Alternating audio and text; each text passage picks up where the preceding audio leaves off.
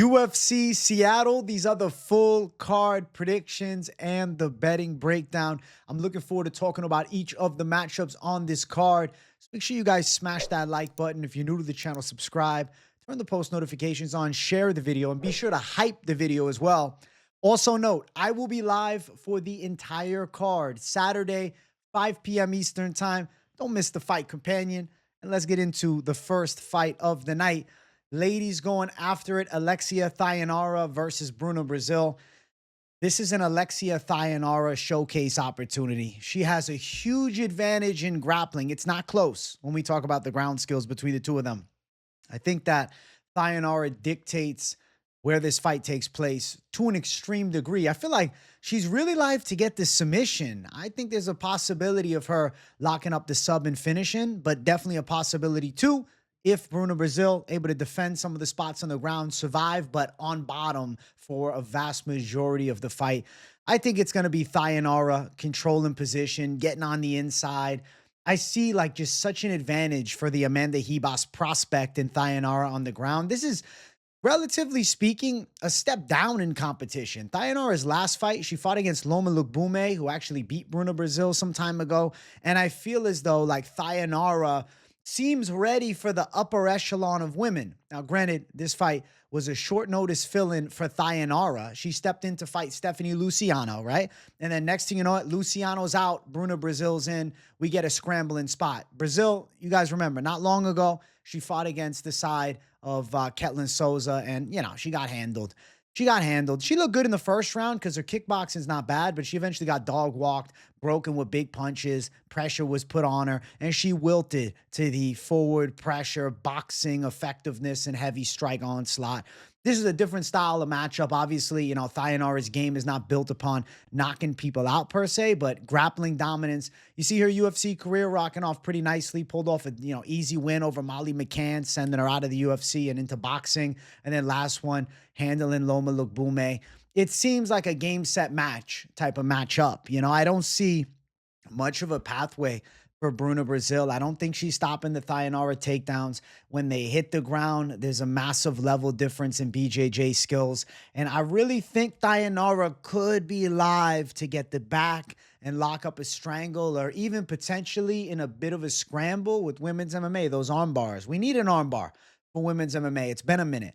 And I think Thainara could be live to lock up an arm bar in the spot too. So I definitely think Thainara clears. And you look at the betting odds. I mean, minus 600 line for Thainara. I feel like that is oversized. It is her winning and it feels like a lock, but 6-1? My God. You know, I think 3-1 would have been nice. Opening odds for the fight, minus 350. So opening odds for the fight makes sense. But over the past 4 days, they've gotten damn wide because it seems like everybody thinks Thainara is a lock, and she is. It's just extremely unlikely she loses. Over 2.5, minus 193. Under 2.5, plus 168. It's like a submission or decision type of call for Thainara. I think that would be the pathway to consider throwing down on this fight. I don't know what that prop's going to look like. It'll be better than 6-1, but it ain't going to be much better. You look at the career, I mean, she's, you know, banking on some rear nakeds and arm bars. Like I said, it's either arm bar or rear naked. Those are the methods of victory for a submission. Not a crazy outcome if she pulls it off. You look at Bruna Brasil, never been submitted as a pro, but she's not necessarily a submission ace. Got defensive grappling, which I think could keep her alive, but then she's just getting kind of dominated on the ground for all three. So Thainara should clear and win a lopsided decision, or at best, she ends up actually getting a submission, which is a lot better for her hype. You know, if she's the first girl to submit Bruna Brasil, I think it matters. If she just dominates her on the ground, it's like a, yeah, expectation of reality type of outcome. And, you know, probably Bruna Brasil's defense keeps her alive, but I don't know. I'm curious what that sub is going to look like for the Thainara side. Maybe a little sneaky sub prop, but sub or decision, Thainara clears. She dictates where the fight takes place, and that's everything here. Bruna Brazil doesn't have the punching power to knock her out. She's going to need a head kick, and as she throws kicks, she's probably going to get them caught and taken down. So I feel like in all facets, of how this fight is going to take place, it's Brazil on her back. I don't see Brazil kicking from distance and, keeping Thainara at bay and looking like a slick technician from the outside and putting on a masterclass or anything like that, especially when she already got handled just a month ago. So Thainara, she'll win pretty handily. Big grappling advantage, and that should be more than enough. Next fight, Ricky Simón versus Adrian Yanez. This shit is interesting. We haven't seen Adrian Yanez in a long time, a year and 3 months, but damn, he looked good last time. I know he lost, but he looked good. I feel like Adrian Yanez is live to win. I'm going to pick Adrian Yanez here. I understand the Ricky Simón side. I walked in initially today thinking about, the Ricky Simón takedown threat and the control threat. But Adrian Yanez, defensively, he's actually a pretty good wrestler, like at stopping takedowns. He's a defensively sound wrestler. He doesn't shoot takedowns. But he defends at like an 81% clip. Now, to be fair, no high-level wrestlers on the resume. But Ricky Simón is not that good of a wrestler. He's more of the pressure style with flurrying shots in close range into takedowns. But it's not like Ricky Simón is this Dagestan wrestler with insane top control and this just drowning wrestling pace that he can keep up. He's got more like a strike onslaught, pressure a takedown, get in your face and strike. You get back up, he tries to attack, but there leaves things to be desired. I mean, obviously he knocked out Javid Basharat, but historically, Ricky Simón is not a big puncher. Ricky Simón's more of a flurrying striker. It's a little bit sloppy. Adrian Yanez has a massive edge in boxing. Okay, he has a massive edge in boxing, and he's relatively good from a defensive standpoint in wrestling. I look at the consequence of strikes. It favors Yanez here. And then I ask myself, how much do I rate Ricky Simón's wrestling advantage here? Yes, he could hit some takedowns, but what does he do with them? We saw Yanez taken down twice in his last fight and controlled a little bit by Daniel Marcos. But there is an inherent difference between Daniel Marcos finding success in wrestling on Adrian Yanez as opposed to Simón. Daniel Marcos is a very tactical and clean kickboxer with an underrated wrestling arsenal. Ricky Simón is a sloppy-ish boxer with a wrestling threat and some top control, but he's not a drowner with beating you up from top position and just great control from top. So I think about the fight and I'm like, I'm not blown away by Ricky Simón here. I think Adrian Yanez has good footwork. That could make Simón struggle at getting in on the hips and, scoring takedowns or even just getting to shoot the takedown. And I look at hand speed. Yanez is faster. A lot more consequence when Yanez lands. The problem is Yanez out for a year and 3 months. That's what I don't like. But that performance against Marcos, I remember thinking, okay, I think Yanez got a little bit of fight back. Like, I think Yanez is still a guy to keep an eye on, especially outside of the rankings. Ricky Simón, it's a weird one, right? Because he got that sick Javid Basharat knockout, but Javid Basharat almost loses by first round KO against a 3 days notice fill-in in his last fight. And he wins a damn close decision. So that win hasn't aged well. Cameron Smotherman's okay. I don't think he's as good as Adrian Yanez, though. I don't rate him to the level of Yanez. And then you look at the most recent fight, Raoni Barcelos, able to outstrike him, take him down once, but completely shut down the Simón wrestling game. Yes, Barcelos is a very strong wrestler, grappler type, but I just think that Adrian Yanez could be ready for this spot. And then, let's also not forget something. Yanez training with Smotherman. Right? They got a lot of time together in the room. They've prepared for this guy before. And it's not like Smotherman got destroyed. He was outworked in the fight and he lost and he was out wrestled in the spot. But I just think Yanez is a lot better than his boy. And it's not like Ricky Simón's performance was a blow you out the water win. I mean, he hit 3 takedowns and in significant strikes, it was 34-29. Like, it wasn't super close. But it's not like it was a domination. It was 30-27 on 2 of the 3 judges' cards. But yeah, he dominated. But it's like, it wasn't a beating, if you see what I'm saying here. And now I got Adrian Yanez, who actually has some dangerous hands, some quick footwork, and some defensive grappling, at least, on paper and from what we've seen. I think Yanez has got a decent performance left in him. And I think he could end up scoring a decision here over Ricky Simón. I'm going to favor damage. I'm going to go damage over control. I'm going to say Adrian Yanez. He might get taken down a couple of times, but I'm not overrating Ricky Simon's top control and his ability to do damage from top position. And then I think Yanez, get-up game is relatively good. And then his striking onslaught is very good. I'm going to go towards Yanez to get a hard one on the cards. I think it's a close fight. And I think it's going to be back and forth, but I think Yanez busts him up a little bit as they strike. He's a slight underdog. It feels like an even Stevens fight. I don't necessarily disagree with the odds. I think Ricky Simón should be a slight favorite, like we're looking at here, minus 145 with the X factor of wrestling. But Yanez's hands are there. It opened up. Yanez was the favorite at open. Wow, so the line is completely flipped. I think people are kind of sleeping on Adrian Yanez a bit. He's like one of those forgotten guys in the UFC bantamweight division. Over 2.5, minus 200, under plus 174. It's highly likely that we got 3 rounds of work, but I think Yanez can win 2 out of the 3. I think in the later stage of the fight, Yanez's striking is really going to get going. So, like, if he can avoid being controlled in the second round, right? Let's say he loses the first, not guaranteed, right? He could win the first as well. But if he could avoid getting controlled and really get some shots off in round 2, mix it up to the body a bit, he could start busting up Ricky Simón. Then round 3, I would favor Yanez to win with his striking. I'm going to say Adrian Yanez on a close decision gets the upset in this fight. I think he's being forgotten. That's what I feel about Adrian Yanez. We all forgot about him. He was supposed to fight Christian Quinones. Obviously, that fight didn't come together, and I think he would have destroyed Christian Quinones, especially after seeing Quinones' performance against Moutinho. And now they give him a good competition level fight in Ricky Simón. It makes a lot of sense to put these two against each other. I think Yanez can pull through. I remember when Yanez came into the UFC off that 30-second Contender Series KO, and like he was the, bantamweight Masvidal at the time. Obviously, he hasn't necessarily like lived up to the hype, but I do think Yanez has a few more good ones left in the tank. And I'm going to say Adrian Yanez can win. He spent time as a coach in the sport as well, so I think the fight IQ's there. The style of Ricky Simón has been studied by the team, and I think he's going to be well prepared to deal with Simon's pressure onslaught, and I think he can win the volume striking battle. It's not like you look at Ricky Simón and it's like, Vinicius Oliveira whooped him. Big strike differential. Batista, way big strike differential. I understand those guys maybe on paper have, better wrestling than Yanez, but I don't know, man. I think Yanez is being slept on a bit. I think he's got some upside in this matchup. I'm going to favor the Yanez side to pull through. I'm picking him. Effective striking wins. Next fight is Navajo Sterling versus Bruno Lopes. I think that Navajo Sterling is going to look really good. This feels like a lopsided fight to me.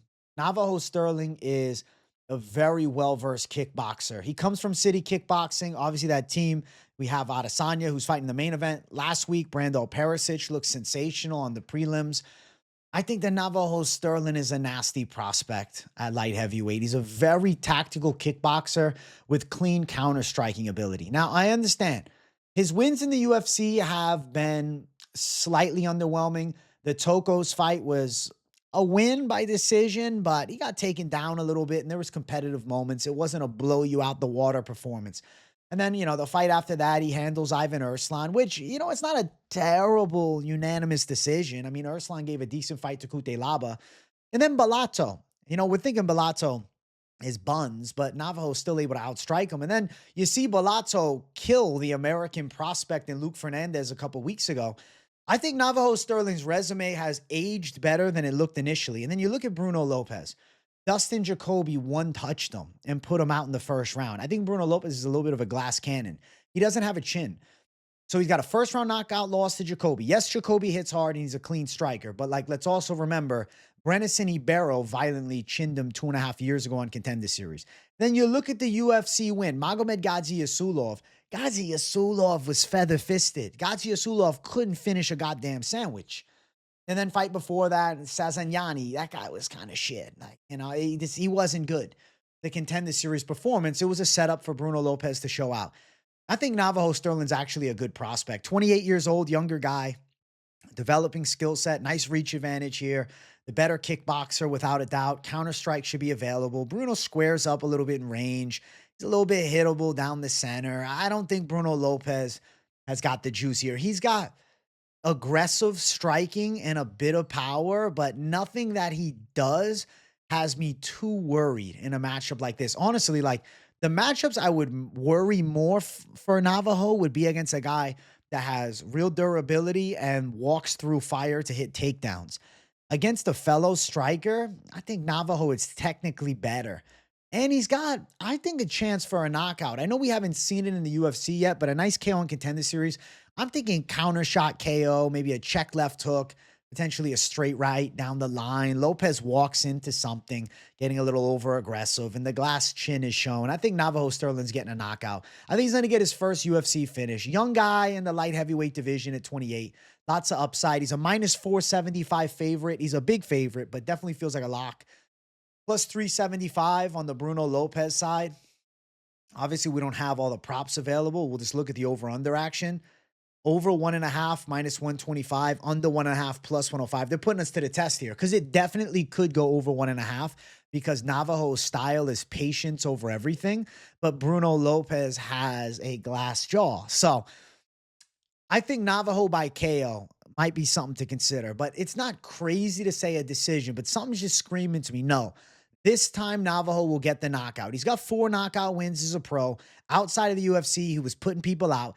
Yes, as of late, he's been winning decisions, but Tokos is a strong grappler. Urslan is a durable guy. Balato is a durable guy. Like, not Bruno Lopes. Of the bunch, this is the most hittable opponent, and I think also the most at risk of getting chinned, especially because Bruno doesn't really bring much of a grappling threat.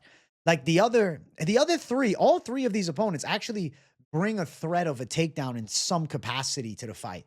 Whereas I don't see that with Bruno Lopes. I'd be rather surprised if he could out-wrestle Navajo Sterling here. He can shoot takedowns, but I think he's getting caught up on the feet. I think Navajo's range is a big difference maker. I think Navajo's getting his first UFC knockout here. I'm going Navajo Sterling by KO with confidence. He should clean the clock of Bruno Lopes. I think within 10 minutes. I think potentially in the first round. I think Bruno Lopes is getting knocked out here. We're going Navajo Sterling by KO. Next fight, Casey O'Neill versus Gabriela Fernandes.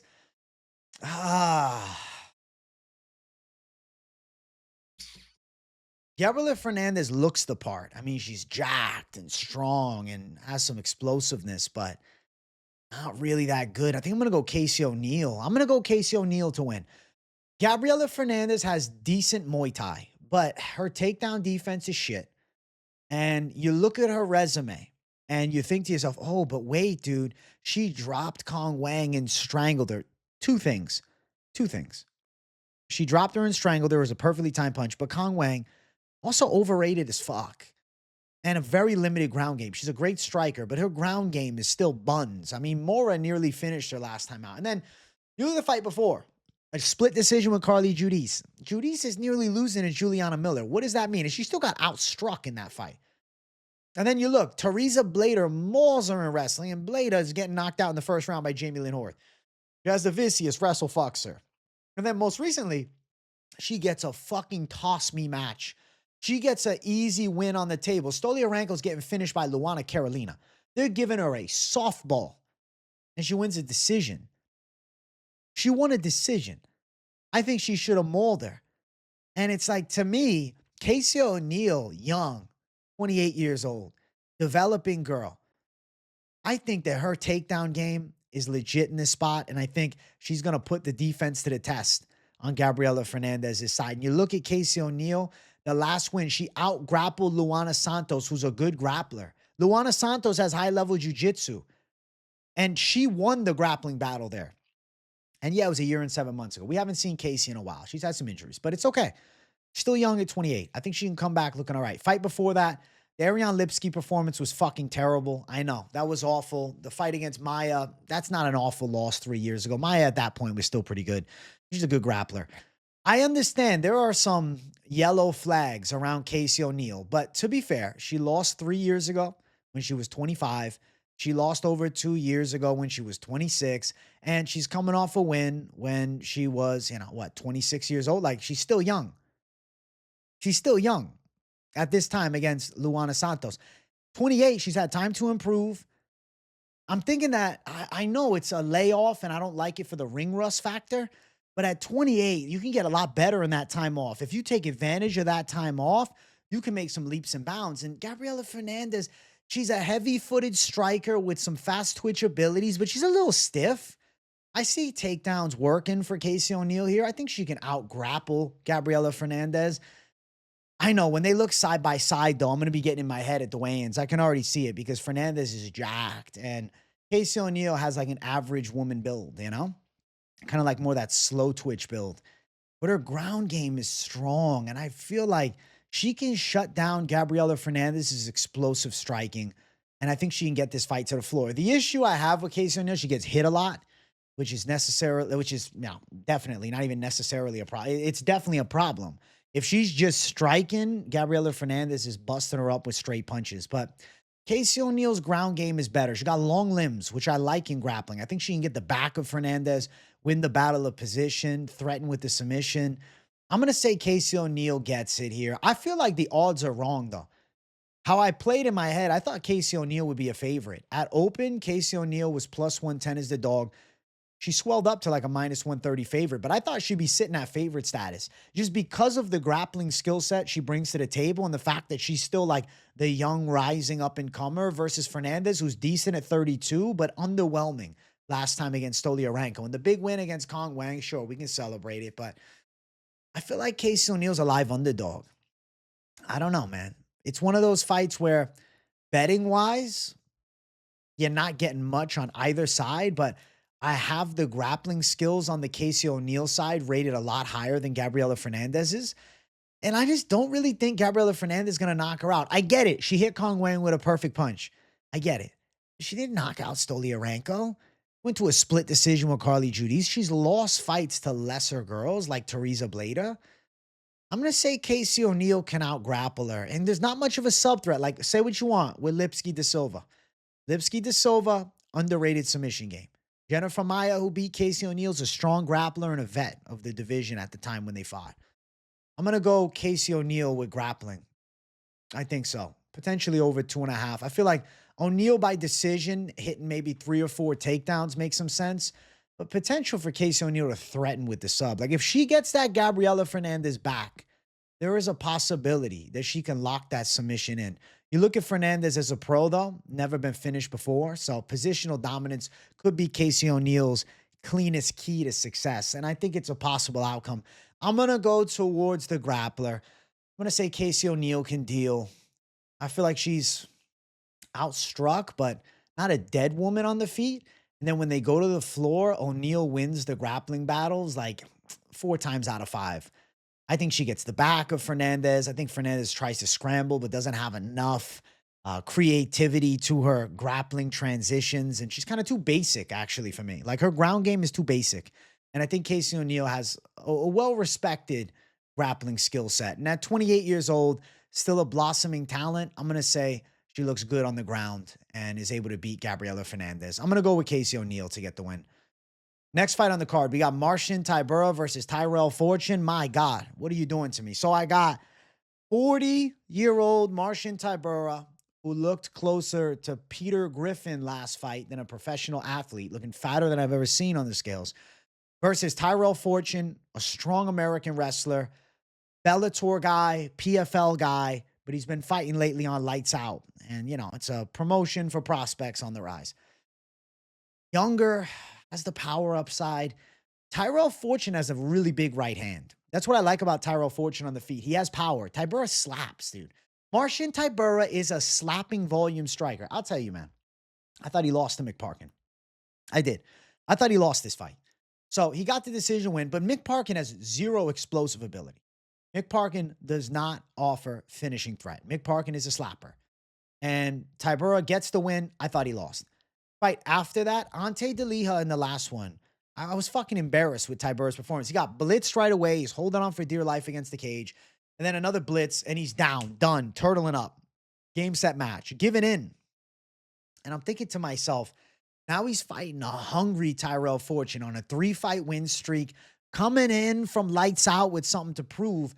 I'm not saying Tyrell Fortune is on the cusp of gold, but I thought Marcin Tybura was going to get dog-walked by Walter Walker. And I'm going to say that Tyrell Fortune can knock him out. I feel like Fortune actually offers some athleticism and some finishing ability. And then You give me the high-level wrestling base. Now Tybura can't really use that jiu-jitsu because I don't see him getting the fight to the ground. I think Tyrell Fortune can fight the takedown attempts off from Marcin Tybura. And then I think about the striking. Tyrell Fortune is way better on the feet. And Tyrell Fortune could potentially mix in some grappling and get on top of Tybura. Like, if he has to embrace the grind, I could see Tyrell Fortune by decision. I'm going to say Tyrell Fortune can put Tybura away. I'm thinking Tybura's done. I really feel like he's washed. That D'Elia performance was fucking awful, man.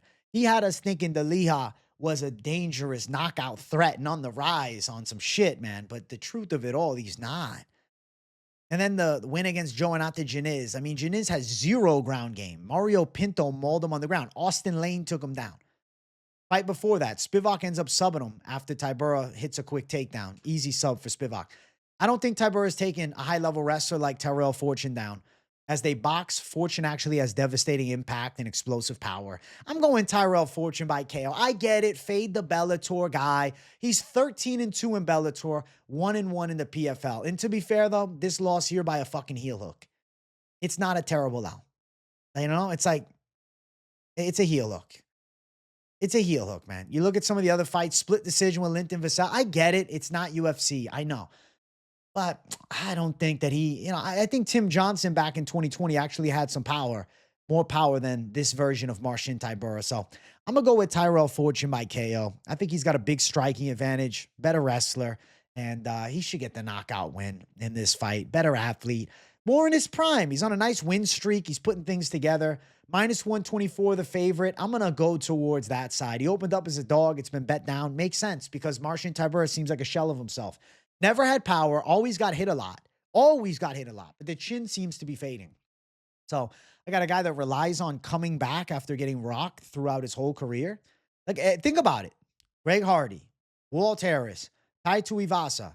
Guys rocked the shit out of Tybura on the feet, and then he survives and then gets him down and beats him. But now this is a guy that actually can wrestle too. I'm going Tyrell Fortune. Plus 104 for Tybura to win. I wouldn't bet on Tybura as a dog. I'd rather bet money line on up-and-comer Tyrell Fortune. Under a round and a half, plus 115. There's a chance that Tyrell hits that target fast. You look at the recent wins, honestly, bro, all KOs, which I respect. Finishes, quick knockout. Granted, I don't want to say bums, but Tony Lopes. If you an OG, you remember Tony Lopes on Bully Beatdown. The guy's fought forever. Myron Dennis, ex-Ultimate Fighter guy. DeMarco Dennis, actually a decent striker. And Tyrell Fortune struck that whole fight and out kickboxed him. So I'm going to say that Tyrell Fortune can put the hammer down on an aging Marcin Tybura who's 40 years old and just doesn't seem to have much left. I'm going Fortune by knockout. He'll beat Marcin Tybura. I think Fortune's also a decent addition to the heavyweight division. He's a good wrestler. He's got knockout power. He's 35, which at heavyweight, that's on the younger side. So I'm going to go towards him. Fortune by KO for me. Next fight on the card, Chase Hooper versus Lance Gibson Jr. Ooh. Trust in Chase Hooper is what I'll do, which I'm doing it, Chase. I'm trusting in him again. He got fucking starched by Alexander Hernandez. But to be fair, after that fight, Alexander Hernandez starched Carlos Diego Ferreira, who's actually pretty fucking good. So it's like, you know, the loss didn't really age badly. It's not like Hernandez getting whooped by some mids after that. Before that, he was on a nice win streak, out grappling the fuck out of people. He showed a little bit of striking improvement against Slava Claus. Granted, it's Slava Claus, but still. And then you got Lance Gibson on the other side. Bellator guy. Well-rounded. He's like a king of the generalists, man. Decent technical kickboxing skill set. Decent ground game. You know, he's overall, I would say, rather decent in all areas. Solid athleticism. Makes the debut. I don't understand a split decision, bro. He lost clearly to King Green. But he got outstruck by King Green. Tried to grapple a bit, was off target. I don't understand how it's a split decision. Honestly, I thought he clearly lost that fight. I don't know. Whoever that fucking judge is that scored it for him has lost their goddamn mind. Lance Gibson's a good athlete. But, man, in this spot, Chase Hooper, such a better grappler. Big height and reach advantage, specifically the height, though. Long-ass legs, 6'1" to 5'9". As they entangle on the ground, I trust in Chase Hooper to win the battle of position and grappling 9 times out of 10. I think that Chase Hooper's kind of going to be all over Lance Gibson. But I will say, that fucking glass jaw of Chase Hooper worries me. Listen, it worries me. It does. You look at Lance Gibson, he does have 4 KOs. He's knocked some people out. He knocked out Sharon Spain last time he got a KO win, who was 19-42. Not a great win, but you know what I'm saying? Like, he does have some finishes. It's like a clean punch from Lance Gibson, and Chase Hooper may be looking up at the lights. That is the issue with Chase Hooper, is he doesn't have a fucking chin, okay?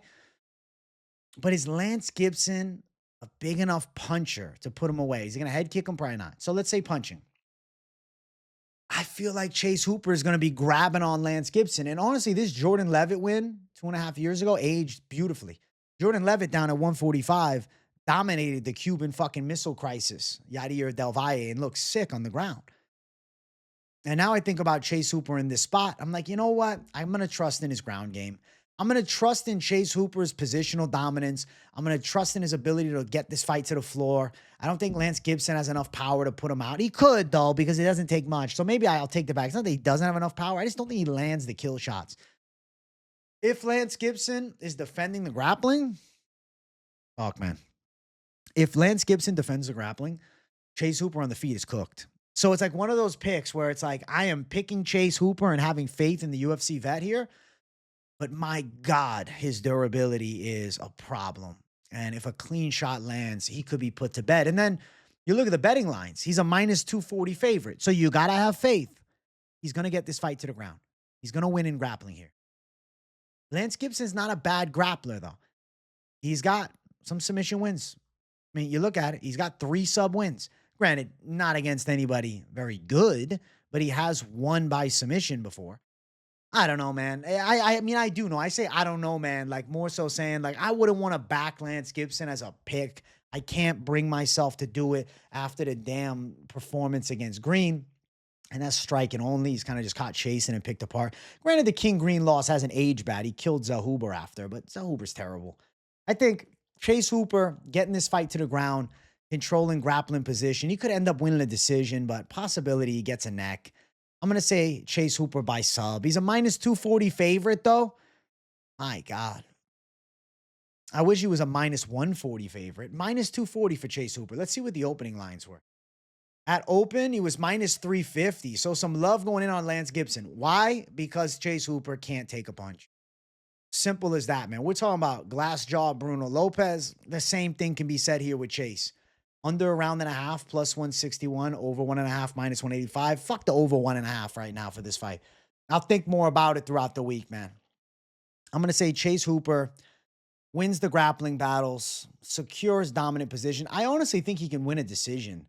I think he could out-grapple Lance to a decision, but obviously there's a chance he gets a rear naked choke. So submission or decision, both are viable. Chase Hooper not getting knocked out early is what he needs. Not getting hit clean in the face is what he needs.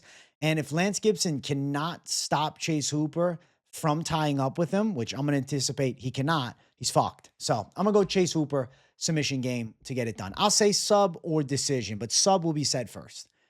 Next fight, featured prelim of the night, Ignacio Bahamondes versus Tofiq Musayev. If this fight was 6 years ago, I would be like, yo, Tofiq Musayev's wrestling is legit and he's got some underrated power. No, it's Bahamondes. Tofiq Musayev got destroyed in his UFC debut. They said, hey, Mitabek Orbai, he's not going to make the weight. Let's do it up in weight. 65, catch weight. Got fucking wrecked on the ground, subbed in round number 1. Ignacio Bahamondes is a really good kickboxer. Ignacio Bahamondes is actually an underappreciated kickboxer. Dude has a knockout win over Manuel Torres. Can we not look past that? Manuel Torres is a problem at lightweight. And Ignacio Bahamondes made him his bitch. You didn't watch that fight live, do yourself the favor and go rewatch it, okay? Manuel Torres was trying to load up on big shots. Bahamondes found the target with the straight right. Down goes Manuel. He gets up, tries to do the same thing. Boom, down again, over. Bahamondes has sensational range on his striking. He has very good reads on how to time straights as people enter the pocket. Nasty teeps to the body, heavy kicks. Ignacio Bahamondes is a really strong striker. And you look at the recent fight against Fiziev. Fiziev's a very good striker, but was able to hit some takedowns. We've seen Bahamondes taken down a couple of times. We've seen Bahamondes losing grappling a couple of times against guys with really good striking games that mix in the grappling. against an aging, more grappling-based pressure fighter like Tofiq Musayev, I just think Bahamondes is going to tune him up. I don't know where Tofiq Musayev is really at. You know, he gets wins over here. All right, in 2023, he won in November of 2023. So, you know, a year and a half ago in Ryzen. 15-5, Takada. Okay. Gets a win before that in July of 2023. Okay. Handles a guy 2 years. Like, it's a while ago. It's a while ago, man. 2 years. Like, come on. Shabalai handles him. He knocked out Sydney Outlaw, so that's respect on that because Sydney Outlaw's a good grappler. I just remember this. I remember when he beat Patricky Pitbull. I watched this shit live in 2019. It's before I started the channel, yo. And I was like, this motherfucker is deadly. And then 2 years off because of the pandemic, comes back, gets subbed by D'Souza. So, like, we missed his window of greatness. I think that the side of Tofiq Musayev is devastating with overhand shots and has a tricky power striking game. And he does have like relatively strong wrestling and he's a gritty dog in your face style, but he's 36. Like, I really think, unfortunately, he missed his window of his true prime and we could have seen him actually do some magic. But I think that now it's too late. Got to the UFC too late. Debut, destroyed on the ground. Now he's taking on a very schooled stand-up striker. Ignacio Bahamondes is fucking slick, man. He has good timing on his shots. I get it on the element of possibility of getting out-wrestled. I do understand that. But I just really think that the Ignacio Bahamondes length is going to make it hard for Tofiq Musayev to get in on those legs and find a lot of success. And if they're up against the cage in the clinch, I'm favoring the side of Bahamondes stopping takedowns. I really think that with Bahamondes, it's weird, right? Because of his recent losses, they have been against strikers who have hit 3 or 4 takedowns against him. But if you look at these other performances, I mean, yo, he's on his back against Jalen Turner, quick triangle choke. Like, that was sick. And before that, it's Manuel Torres, right? Like, absolutely destroyed Christos Yagos. Bahamondes is nasty, 28 years old, training with Bilal Muhammad. So it's not like he's never seen wrestlers in the room. It's almost like the element of surprise that Ludovic Klein and Rafael Fiziev brought to him by mixing in takedowns in those fights threw him off because he was so striking focused.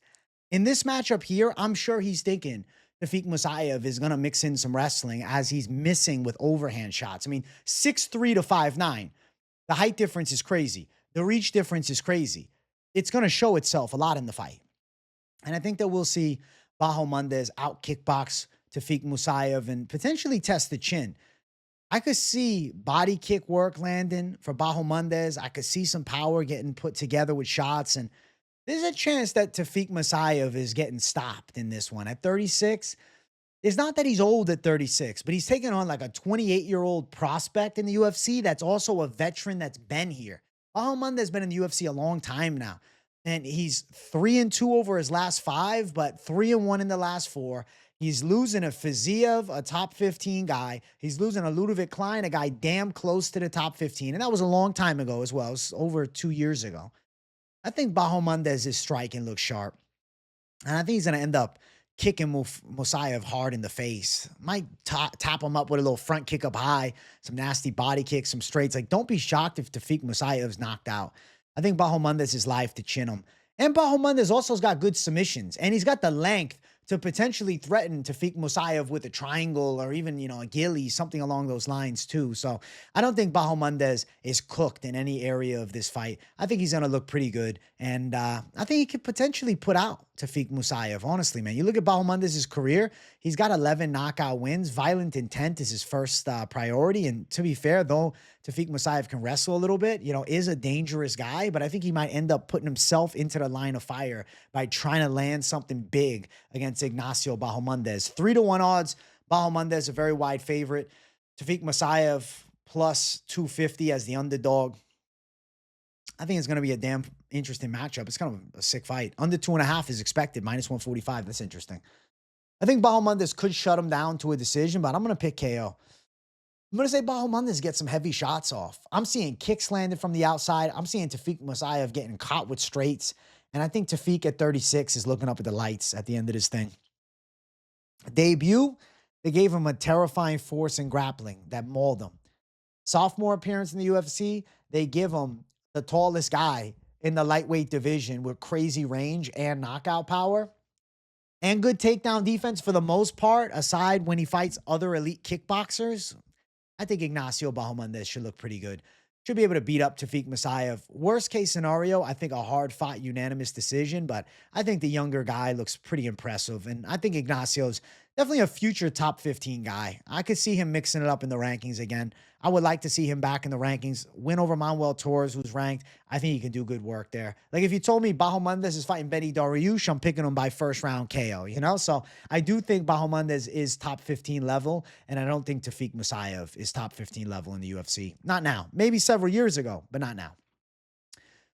Next one, main card opener. Make sure you guys smash the like button and subscribe. We got Terrence McKinney versus Kyle Nelson. This fight is simple. It's Terrence McKinney first-round KO or bust. I'm going to predict that he gets a first-round KO or potentially a first-round submission, I should say. It's Terrence McKinney round 1 or bust. McKinney is the guy who starts the fight at 100. And when you pass the 3-minute mark, it drops to 30. He is not good after the first few minutes. And if things start going against him, he does fall apart. But I think he can get rid of Kyle Nelson in this spot. I understand Kyle Nelson is a guy that historically, as fights go longer and is able to win rounds, is able to beat Matt Frevola after nearly killing him in that fight and landing big shots. And then fight before, he got mauled by Steve Garcia quick at 145. A lot of his run is 145, though. Stop Bill Algeo, the decision against Padilla, the decision against Blake Builder. He's a featherweight who started his UFC career lightweight, moved down to featherweight, back up at lightweight. I think Terrence McKinney's power is going to get to Kyle Nelson, kind of like Steve Garcia's, man. I think we're going to see Terrence McKinney start fast and get some big shots landing. And I don't think Kyle Nelson can keep up with Terrence McKinney on the feet. I mean, look at McKinney's fights, man. Even against Chris Duncan, he's cracking him on the feet up until it falls apart. He also gets hit, and then next thing you know, he's giving up and getting submitted. The problem with Terrence McKinney is he is a bomb-slinging savage until he gets hit, and then it falls apart. Like, you know, it's a glass cannon thing with Terrence McKinney too, but I think he can really blow off the Kyle Nelson side early or blow up him early with an explosive onslaught of strikes. I give him a serious power advantage. Kyle Nelson is a relatively schooled kickboxer, but he's not incredible. He's on the slower side as far as his movement and striking goes, but he's tactical. His ground game is okay, but nothing he does wows me. And I think about Terrence McKinney early, and I'm like, you know, I think that a 34, nearly 35-year-old Kyle Nelson is getting done in by the Terrence McKinney power. Now, to be fair, Terrence McKinney's wins, Vyacheslav Borshov, not a good guy, not a good fight. Like, you know, if Vyacheslav can just kickbox, he mauled him. Hadzovic, pretty mid. You know, Brendan Morodi shouldn't even be in the UFC. Esteban Ribovic nearly kills him with a head kick. And then obviously last time Chris Duncan choked him out. But now Chris Duncan's in a main event versus Money Moicano. And then early in the UFC career, I mean, he was dropping Drew Dober, landing bombs on him. Dober survives the onslaught and then finishes him off. But I think Terrence McKinney has got the explosive edge in a big way here. I think McKinney starts fast. I don't think Kyle Nelson can keep up. I feel like Kyle Nelson is deemed to get chin here. I'm just thinking of the Steve Garcia fight. And I know Steve Garcia is a top contender in the UFC featherweight division, for sure. But that doesn't tell me that the way he approached that fight, being Steve Garcia, wasn't perfect for Terrence McKinney. Just fucking blitz Kyle Nelson early, the chin is going to probably give way. And I think Terrence McKinney's going to end up scoring a first-round KO or even potentially a first-round submission. McKinney is all gas, no brakes, and it's going to fall apart. It will, for sure. Yeah. If Kyle Nelson survives past the first round, McKinney's cooked. No doubt about it. Kyle Nelson will sub him at the end of the round or finish him with ground and pound round 2. It's either early success for McKinney or it's done. You know, there's really no other way that he wins. First round McKinney or nothing. I'm going to say Terrence McKinney wins the first round. I think he's live to win in half a round. I think Terrence McKinney's going to start really fast. He's going to hurt Kyle Nelson within the first couple of exchanges. I think Kyle Nelson's going to end up on the ground getting pounded on or potentially choked out. And I think Terrence McKinney is going to get back to his winning ways. He's due for a W. We see him catch an L, and then he'll catch a couple wins. Then he'll catch an L. He'll catch a couple wins. I think he's going to catch his W here. And then, you know, soon he'll fight somebody with some, you know, versatile counter striking, and he's probably going to end up getting knocked out. But here we should have a Terrence McKinney win and a celebration incoming. So T-Rex, Terrence McKinney, first round Minus 170 for McKinney as the favorite, plus 145 for Nelson. It comes down to McKinney round one or Nelson after the fact. It's as simple as that. There's no science needed on this fight. It's a typical Terrence McKinney fight. But I'm going to say he can do it this time. I think he can start fast and get rid of Kyle Nelson. I'm not crazy about Kyle Nelson at 155. And also the Matt Frevola win, though it was impressive and dominant. Matt Frevola's washed, dude. What's the under 1.5? Minus 285. Holy shit. Probably is under 1.5.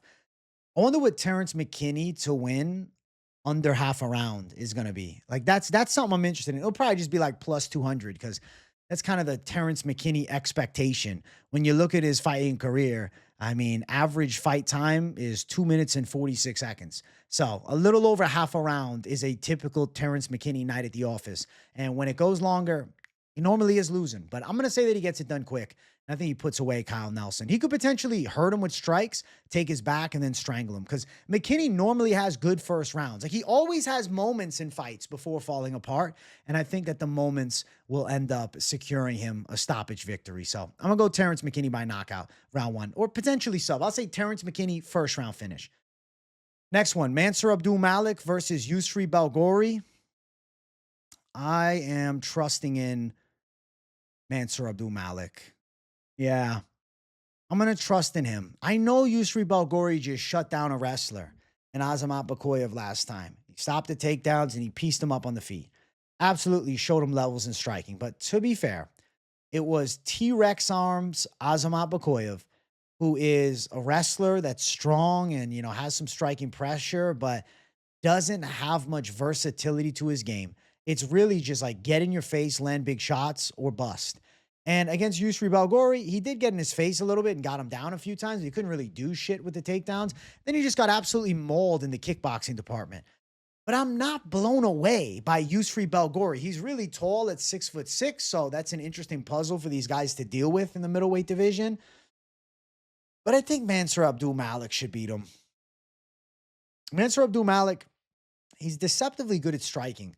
He's actually got pretty snappy kicks, and he's got good straight punches, and he's got some knockout power. Like, let's not think too much about the Cody Brundage fight, which ended with a headbutt and then going to the technical scorecards. Then it gets overturned to a draw. Confusion on that fight. But Cody Brundage also, like, you know, an awkward-ass fight. The fight after that, quick win over Trockley. Fight before that, beat Nick Klein, who came out crazy on him. Fight before that, looked like a savage against Dushko Todorovic. He's a good 28-year-old prospect that can wrestle. And I'm not ready to say that Yusri Belgaroui's takedown defense is that good. I think that it worked well against Azamat Bakoyev because of such a size advantage for Belgaroui. But when I look at the Mansur Abdul-Malik puzzle, I'm like, Malik should be okay in the striking. He's even got an inch of reach on Belgaroui. Yes, Belgaroui is a cleaner, a technical kickboxer than him. But Belgaroui, like, he's a little awkward with his stand-up. He's on the slower side. Yeah, when he has a crazy reach advantage, it'll look good. But I think Mansur Abdul-Malik not giving up much reach could actually find some shots and then into takedowns. And I think Malik on top, he's a lot more versatile of a grappler than Bakoyev. Bakoyev is just pressure, ground and pound, stop you, get in your face, make it nasty. Malik, he can get on top, he can pass, he can throw some ground and pound, he can threaten with submissions. He just seems to have more layers to his game. Young guy at 28. Undefeated prospect. I think that Yusri Belgaroui's wrestling is going to be tested here. And I'm not saying that he's out of the deep waters yet with his takedown defense, especially against a good American wrestler like Mansur Abdul-Malik, who also brings athleticism to the table. I really thought Yusri Belgaroui's win on Contender Series was mid, and so did Dana White, because he didn't get signed to the UFC from that. They called him up on short notice to fight Azamat Bakoyev. They gave him the fill-in call. And yeah, he fucked Bakoyev up. He did. He fucked Bakoyev up. That's nice. But I think that Abdul-Malik is better than that. He's got more layers to his game. Malik has proven he can come through after some adversity. Got heavy ground and pound. He's got size on him, 6'2" with an 80-inch reach. These are things that I like in a matchup against a tall and lanky kickboxer. I'm going to favor the side of Mansur Abdul-Malik. I think that he can get this fight to the ground. And I think he can win the battle of position on the floor, potentially even take Belgaroui's back, land some ground and pound, threaten with the submission. Belgaroui's kickboxing from the outside is sharp. He's pretty accurate. But I think that we're going to see Malik put him on his ass. And I think he's going to be hitting some takedowns. And I don't think Belgaroui is stopping the pressure onslaught from Mansur Abdul-Malik. I'm going to say Malik stays undefeated. And I think he gets it here. He also brings the submission threat. Bukoyev not as good at subs. I feel like Malik could catch that long neck of Belgaroui and a gilly. Like, there's ways to win for Malik that I think are beyond just getting a TKO finish. You know, I think that he could get on top and wear down Belgaroui. I think Belgaroui could be tired. We could see Malik take his back and choke him out. Or like I said, I could see a gilly landing against the cage.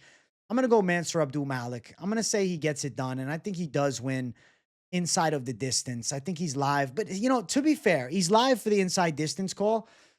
He's live to get a neck and sub up Belgaroui. But also, like, he could just wrestle fuck him.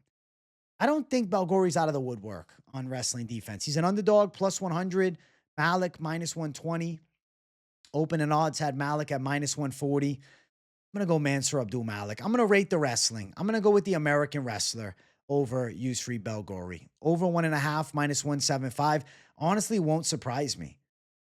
Early, Belgaroui working that long jab because he does have nice jabs and he's got good leg kicks. And he's dangerous from the outside. And, you know, his cage work defensively is decent enough. He trains with Alex Pereira. He fought Alex Pereira before. You know, there's things to like about the striking arsenal of Yusri. But I think with an athletic and long wrestler like Malik, it's a very different puzzle than Azamat Bukoyev. You know, I think many minds will compare this fight. Well, he handled Bukoyev's wrestling, so that equals him handling Malik's. No, I think Malik's just a better MMA fighter than Azamat Bukoyev. So I'm going to go Mansur Abdul-Malik. I think he's able to out-wrestle Yusri Belgaroui here. I think he gets on top and beats him up a bit. And I think the submission may open itself up. But if not, Mansur Abdul-Malik embrace the grind, unanimous decision, winning the battle of wrestling. Not a crazy outcome either. So I'm going with the athlete. I'm going with a bit of the UFC industry plant too, and Mansur Abdul-Malik together. Next fight on the card, Julian Erosa versus Lahayan Douglas. Kind of wild to see OG Julian Erosa, who's coming off of a fun fight with Melquizael Costa, where he went distance, fight a guy coming off a Contender Series win against a punching bag in Cam Teague. I think that Julian Erosa is live to beat him. I mean, his whole career, he's kind of made it of taking out guys that were expected to beat his ass. Julian Erosa is a tricky striker, hands low striking style, deceptively quick, long reach, fast straight punches, tall and lanky, 6'1". Actually a pretty underrated ground game. Took down Melquizael Costa a few times in their fight, has a really good gilly. I think that Lahayan Douglas is in over his head for a UFC debut. I was surprised to see the UFC put this one together because Erosa has been here for years. And if you look at his recent results, 3-1 over his last 4. Padilla loss, unfortunate, kind of an early stoppage. Alex Caceres, okay, he puts him away. 2022, it's a long time ago though. Wins over Hakeem Dawodu, who was a good athlete, choked out Charles Jourdain, fucking flying knee Nate Landwehr, choked out Sean Woodson. Like, he's took out some decent up-and-comers in the past. And then, as of recent, his 3 most recent wins, he's looked sensational with first-round finishes. Choked out C-Rod, but even the Melky Costa fight, like, he was making it competitive against Melky Costa. He wasn't getting dog-walked in the fight. He was losing. He lost clearly to Melky Costa. You guys know. Follow the channel, you know. Melky Costa is my guy. Melky Costa is one of my favorite fighters right now. And Julian Erosa went the distance with him. And yeah, he got outstruck, but he still had some moments in the fight. He hit a few takedowns in the fight. Lahayan Douglas is a heavy-handed gunslinger with good boxing. He's a Cub Swanson protege, trains with Danny Silva, who got a big upset win this past weekend against Curtis Campbell in London. So the gym is riding high on some momentum. Nate Landwehr is fighting at Nate Landwehr. Cub Swanson's fighting against Nate Landwehr at 327. I just feel like, I don't know with Lahayan Douglas. I think Julian Erosa can get some good strikes off in the match. I think he can out-kickbox him. I think Lahayan's got a lot of power, but I don't know about him flatlining Julian Erosa with the veteran savviness. And then Erosa mixing in some wrestling threat and then getting some strikes off. Like, to be fair, as much as I'm celebrating it was a loss, but like we saw what Melky did to Dan Ige. The fact that Erosa made it a little bit of a fight, I think some respect needs to be had on it. I mean, you know, 29-28 on the scorecard. So it's like, he won a round and he put pressure on Melky late in that fight. And I got Lahayan Douglas in a debut in a debut, expected to just blow Julian Erosa out of the fucking water. That doesn't feel right to me. I don't think so. I'm going to say Julian Erosa can win. There is a loss here against Isaac Thompson back in 2023. Watch that fight back. Lion Douglas got rocked with a head kick and some punches, but like he was hurt and he turtled up and just went down. I'm not saying he quit, but I'm just saying, like, he turtled up and he went down kind of like Borjas did against Imanol Rodriguez. And then, yes, since then, he's been on a tear. He knocked Javier Reyes out, which that's nice. Javier Reyes, you know, he's in the UFC too. He just beat Douglas Silva de Andrade, who's 50 years old, and he got dropped in the first round. But listen, it's still a nice win. Beat Miles John's brother, destroyed Cam Teague, who's terrible. I just don't know with this guy. It's like, I feel like I'm getting sold. Oh, man. Lion Douglas, heavy hands. I picked him confidently on Contender, as we all did. I came in with excitement for his UFC debut.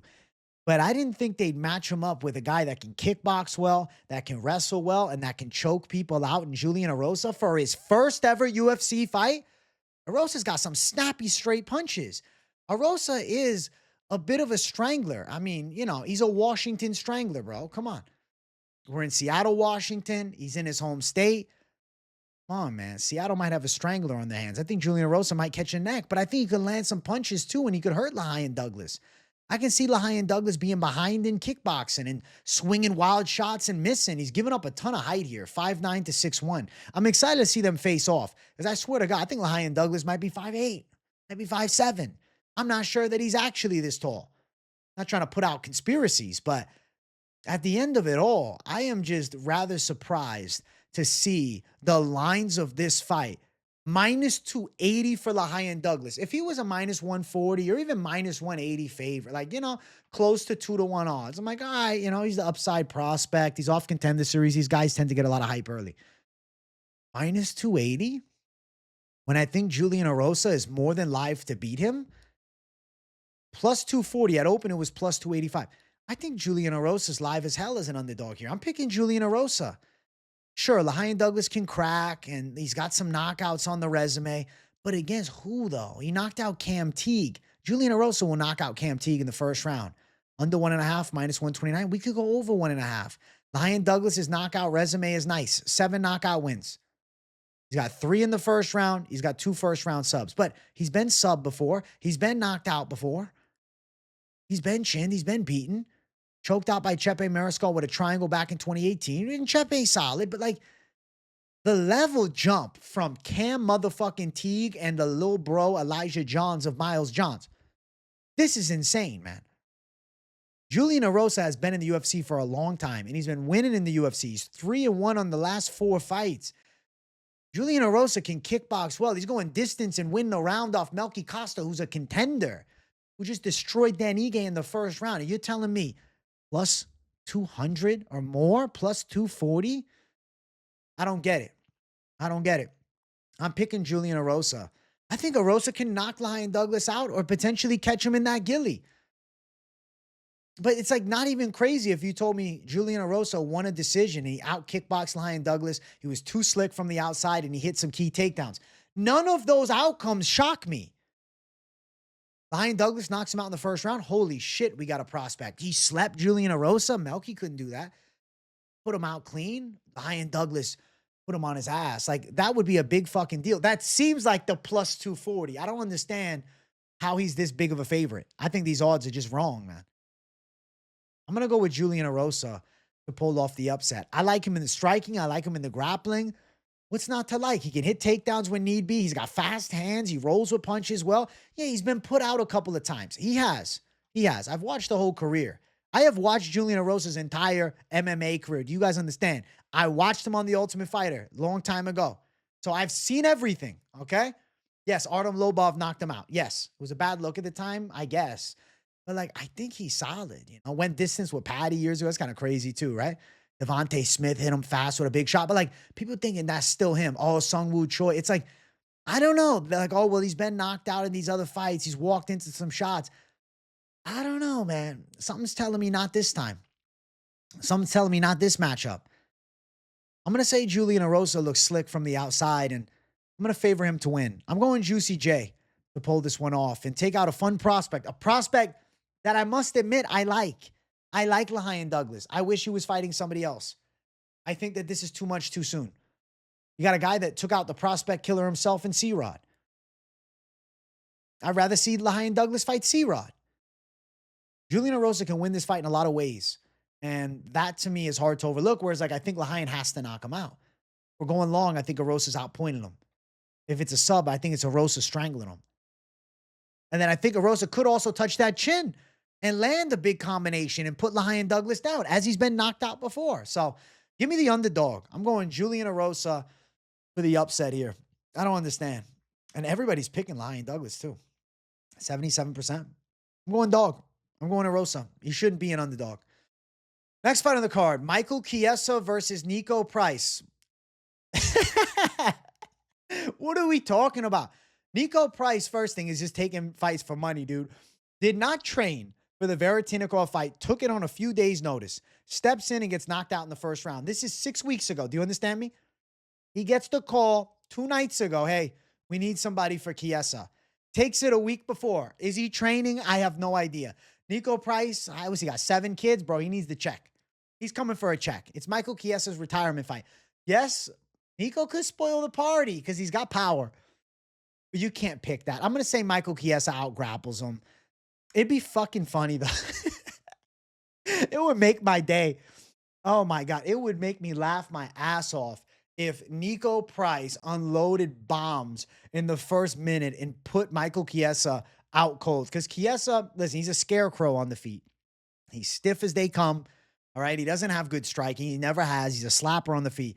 But he's got a legit wrestling game. And he has really good jiu-jitsu. He's got better wrestling than Niko Price, without a doubt. He's got better submissions than Niko Price, without a doubt. No doubt. But Niko Price can beat him in a striking fight. Like, if they just boxed, I'd pick Niko Price by TKO.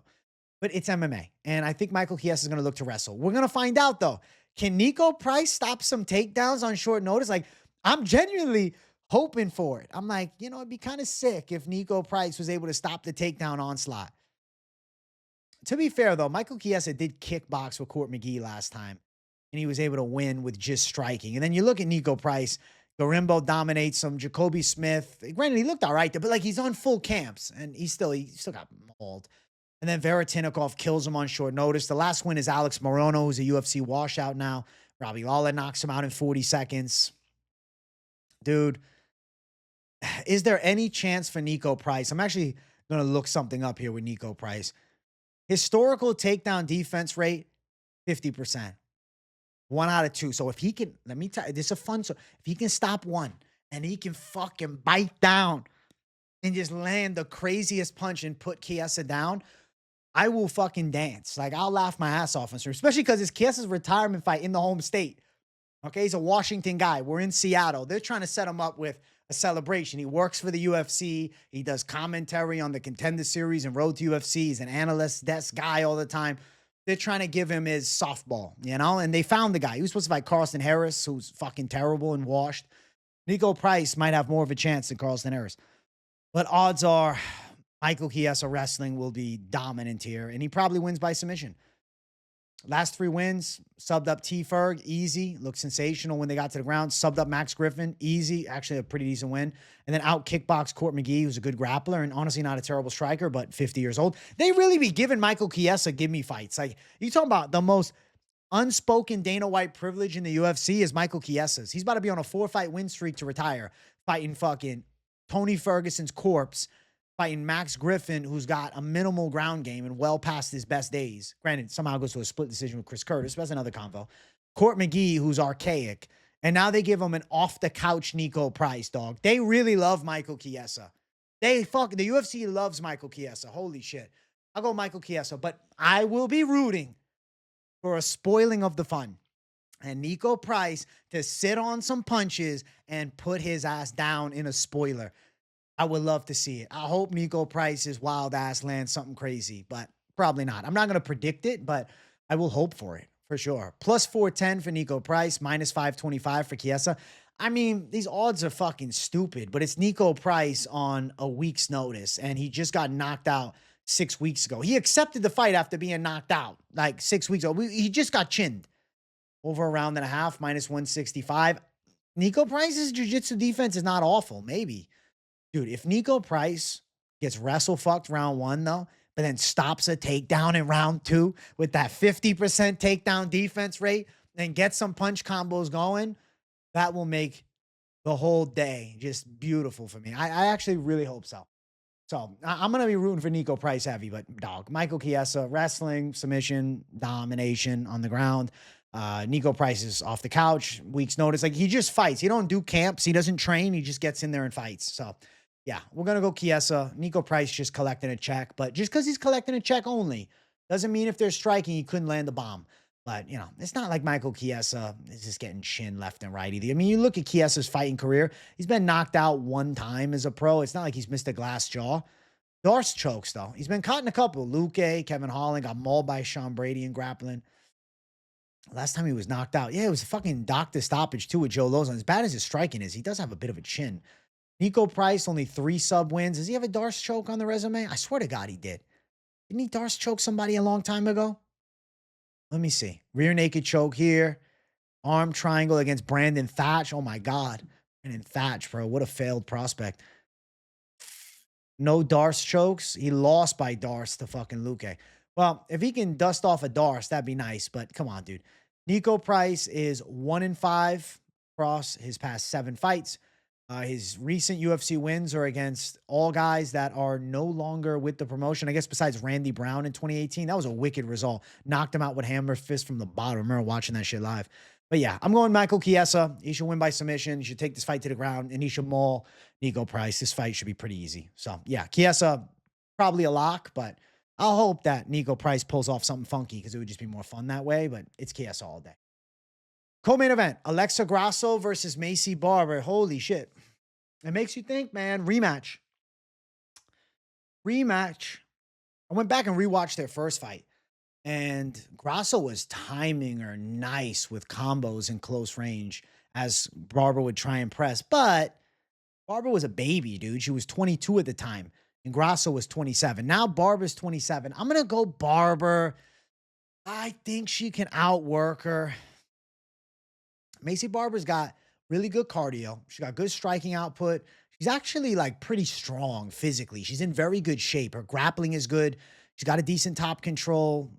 I think that she's outworking Alexa Grasso in the rematch. She lost that fight several years ago, and like she's got to be salivating at the bit to get that one back. When was it? 2021. She lost to Alexa Grasso. Has not lost a fight since then. She's on a tear right now. 7 straight wins. She just shut down Corinne Silva, who's a decent prospect contender.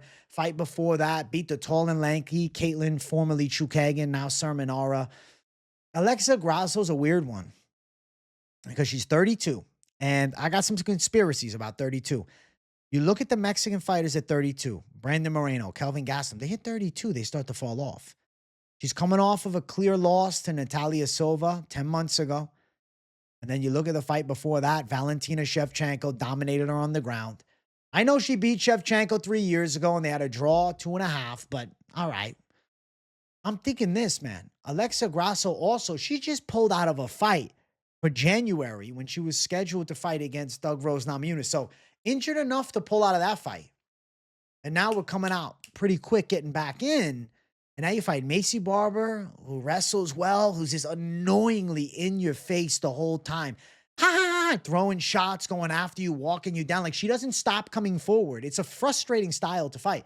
And Alexa Grasso, like, she gets a little rhythm with striking. She has good timing, but, you know, we haven't seen a lot of it over the past couple of years. We haven't seen it since that draw with Shevchenko, I guess. But even then, kind of a fluke comeback. And to be fair, I mean, kind of a controversial draw, but nonetheless, like, she had her gold time, right? Alexa Grasso pulled off the historical upset, became the champion. She's been at the pinnacle. Now Barber always climbing, always closing in. She feels, to me, like she's firing on all cylinders now. She's got everything down at this point. Like, her skill set is nice. It's like, you also got to remember the Alexa Grasso fight for Maycee Barber years ago. Before that, Maycee Barber got fucked up by Roxanne Modafferi, you know? So, like, Barber at that time was not that good. And she still was kind of competitive against Alexa Grasso to a clear loss, but she was in the fight. I feel like she's going to be able to close distance on Grasso better. I think she presses her up against the cage, is annoying with strikes. I think she's going to try and take a page out of Valentina Shevchenko's book, get her to the ground. I could see her hitting some single leg trips against the cage. I could see her smothering against the cage. I could see her like using that strength advantage. Barber's a woman now, you know? She was a little girl at that first time they fought. She's blossomed, and I do think she's gotten a lot better. She's good everywhere. She's hard to deal with on the ground. She's constantly in your face, good output, good cardio, good physicality. Like, she's shown me improvements. It's just something I can't look past. I think that Maycee Barber is winning a decision here. It's a competitive fight. It feels kind of like a 50-50 fight. But I think that Maycee Barber is going to be too aggressive and too accurate. I just think we're going to see Alexa Grasso outworked in this spot. She's coming off the clear loss to Natalia Silva. Obviously, Shevchenko shut her down. But like outside of Valentina Shevchenko, the last win she had was against Vivia Erosa way back in 2022.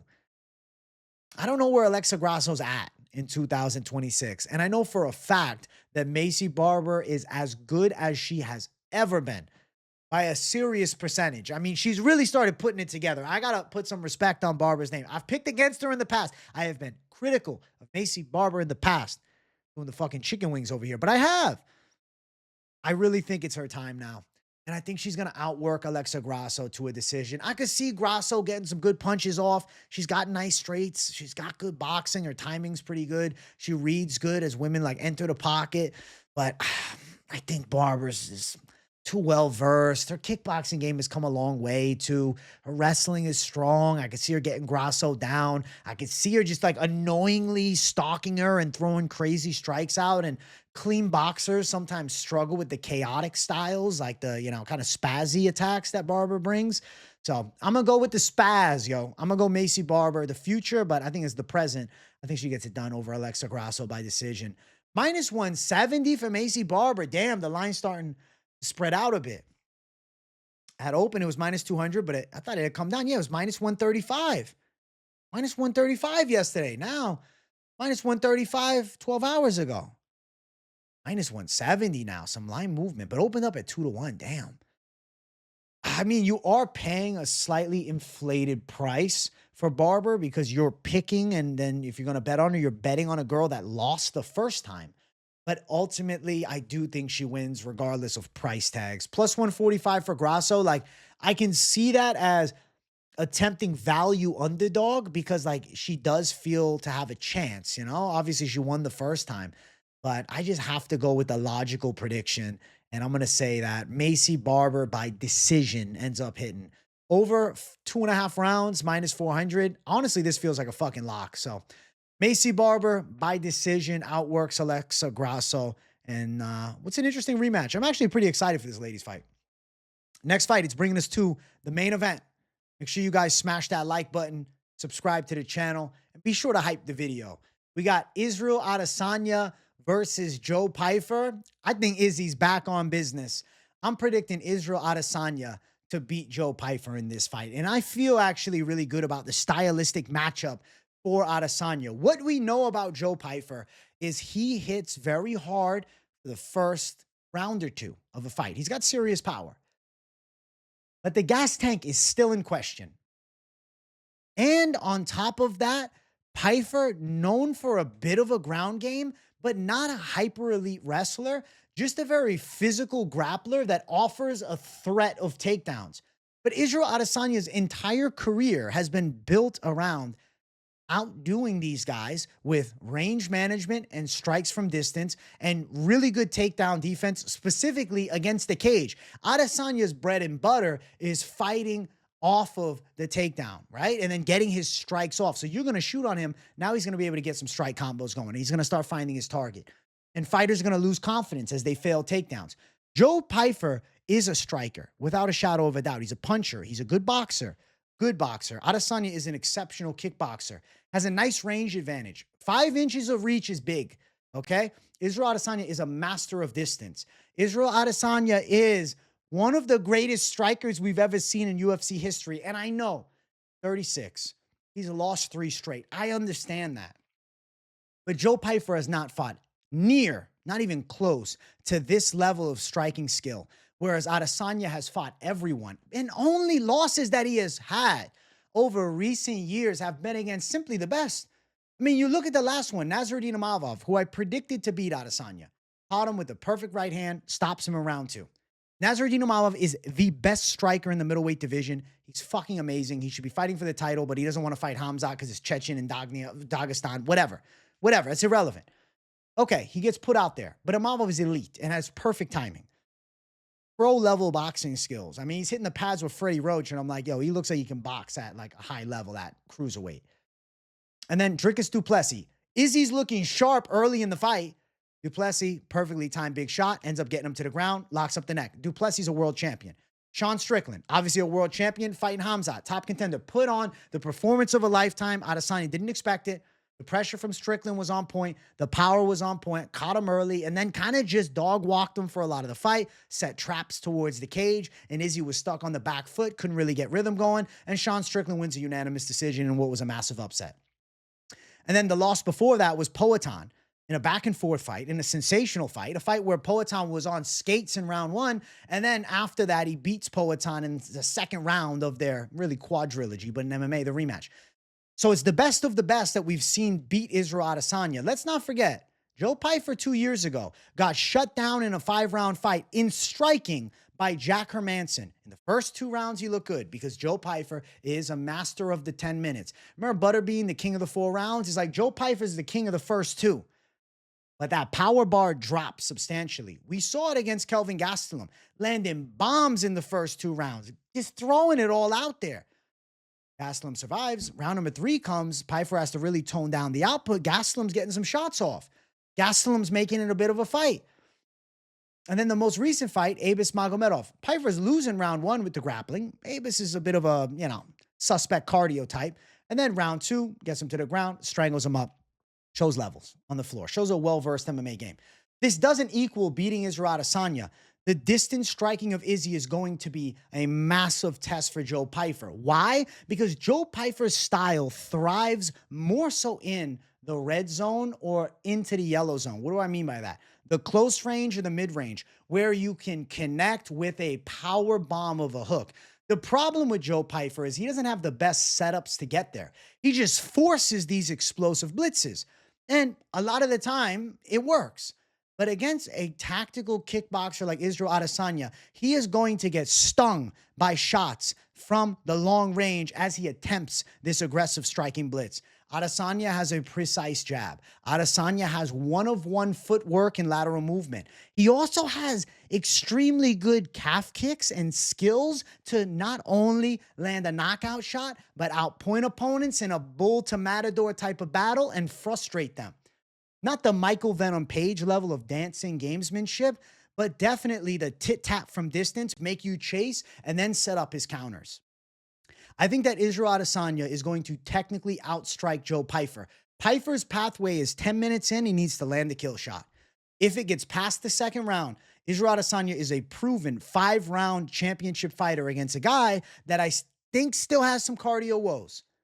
Later stages of the fight, the power drops. The risk drops substantially. And Adesanya in round 3, 4, or 5 could absolutely drop some savage combinations on the Joe Pyfer side. And I could see him hurting Joe Pyfer in this fight and busting him up and potentially knocking him out.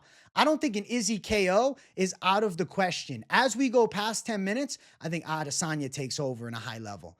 Early in the fight, Pyfer's athleticism and explosive power make it competitive. But as this fight goes on, Israel Adesanya's technical skill and overall his range, edge, and distance management will be the ultimate difference makers. And I truly believe that the Adesanya kickboxing arsenal is way too well-versed to lose here to Joe Pyfer, if not for a perfectly timed power shot early in the fight. And if Izzy's chin is gone, he can't take a shot anymore, and a gust of wind's blowing him over, sure, Pyfer's got the knockout chance, for sure. If Adesanya is 80% of what he once was, I truly believe that he takes home a clear win over Joe Pyfer. Joe Pyfer does not have any wins against elite guys. The biggest test that he had against Jack Hermanson in his first 5-round UFC main event, he looked good early in the fight, but then got shut down and beaten in 3, 4, and 5 and lost a unanimous decision. I mean, if you look at the strike totals too, 92 to 121, he was technically outstruck by Jack Hermanson, a guy who's well-versed, but in all honesty, a lot of his skills are more so thought of in the grappling when he was truly at the heyday of his fighting career. And he never knocked down Jack Hermanson either. So I think that some folks are really sleeping on Izzy in this spot. I don't think Adesanya's done. I think he's past his peak, but I still think he can get wins off of guys that I don't rate as future contenders. I don't think that Joe Pyfer is going towards Khamzat Chimaev and fighting for the belt, because if he beats Adesanya, it equals #1 contender fight for him. And I really don't see that. I think Israel Adesanya can kind of keep the gate closed against a prospect like Pyfer. And I think that the Israel Adesanya side, distance kickboxing, will be on target. I also see, as Pyfer loads up with big shots, there is going to be a small opportunity window for Adesanya to catch him with that check hook. I know we ain't seen it in a long time, but I could see Izzy putting Joe Pyfer out. And I could see a counter shot KO coming through beautifully. It could be distance striking and a cat and mouse game into a later stage finish. But even at full force, if Pyfer's coming out crazy, Adesanya has the timing on his counters to put Pyfer away. I'm predicting Israel Adesanya to take home a win in this main event. I think he's avoiding the big shots from Joe Pyfer, countering with better shots. Pyfer's lack of setups to get in range, specifically the lack of the use of a jab, are going to be his ultimate downfalls in a matchup like this. Giving up 5 inches in reach, I think it's a factor too. Adesanya with long legs, very good footwork. Pyfer caught chasing, and I think he's going to end up getting pieced up here. Israel Adesanya gets back on track. It ain't over yet. It ain't over yet. Izzy's got a little bit more left in the tank, and I think he's going to pull this one out against Joe Pyfer nicely in a big way. I think this is a big win for him because his confidence will be back if he can get this one. I'm going to say that he does get this one. And I like the year off after the Imavov loss. Take some time, regather yourself. Adesanya is a student of the game. He knows everything Pyfer can do, and he does it all better. Pyfer is better at grappling, but if he can't get it to the ground, he's not going to win by sub. He's going to put Adesanya down with a punch. He better fucking bite down, close that gap confidently, and hope that he lands first. I think Adesanya's getting to the target first way more. Way more. He's got a good stick of a jab. He's got technical combos. He's like, Adesanya's got elite lateral movement. Like, what is he going to do? He's got good angle cutting. And we're in the big cage, too. If we were at the apex, you could say, well, Pyfer could set the trap and then drop an overhand. Sure. But in a full-size octagon, Israel Adesanya should be live to put on a bit of an OG masterclass. And for the newer fans that forgot, they'll say, oh, shit, this guy's actually got something. Like, all right, this is what Izzy really is. And I'm happy to see it. I think Izzy's back in a big way. I think he should be a 2-1 favorite. He's minus 127. At open, he was minus 110. So essentially even odds. I don't know why Adesanya is only minus 127. People are really thinking it's Glass Joe. Look at who he's lost to. All of the best in the world. Only the best in the world. And even has a win over Poetan. Knocked Poetan out. Pyfer plus 107 as the underdog. I think Adesanya's getting slept on. I like Izzy to win this thing. Under 4.5, minus 110. I'd rather go Adesanya money line at minus 127. Or potentially, going for an Adesanya and like an over 1.5 rounds. Because I think early portions of the fight, it'll be technical and calm Izzy striking from range, waiting for that perfect opportunity to land the kill.